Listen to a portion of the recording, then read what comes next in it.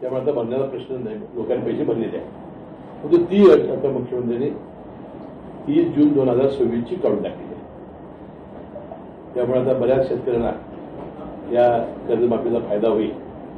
आणि आजपर्यंत जी थकबाकी माफ केलेली आहे राज्य शासनाने, त्यामध्ये सर्वात जास्त रक्कम 36,000 कोटी आणि सगळ्यात जास्त 36 लाखच्या वर शेतकरी अशा लोकांना ही कर्जमाफी होणार आहे. एकीकडे कर्जमाफी होणार आहे, पण दुसरीकडे अख्खा महाराष्ट्र जवळपास पूर्णतः पावसाच्या पासून अलिप्त आहे. काही वेळ पाऊस पडला तर त्याच्यानंतर मात्र आता पावसानं पूर्ण उघडीप दिली.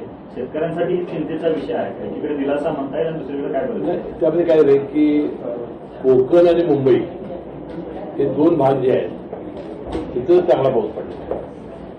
पश्चिम महाराष्ट्रामध्ये आणि पुण्यामध्ये तर 50% धरणं आपली जवळजवळ भरलेली आहे.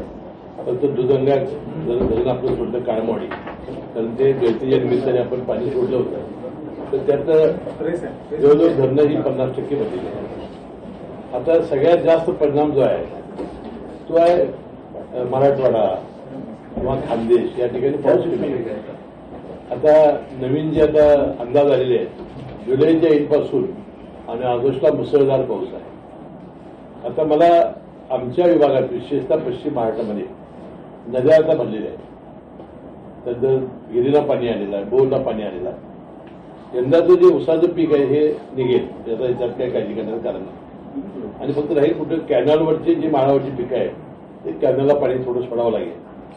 परंतु पुढच्या वर्षी मात्र धरण जर भरलं नाही तर पुढचा शेतकऱ्यांचं वर्ष अडचणीत आहे.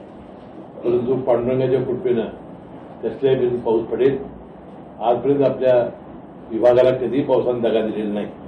1000% कमी जास्त होईल, परंतु धरणं भरतील असा मला आत्मविश्वास आहे. दिलासा मिळाला पाहिजे अशा प्रकारची भूमिका आहे, कारण लोक कर्ज भरायला तयार नाही अशा प्रकारची भूमिका आपण विधानसभेत मांडली होती.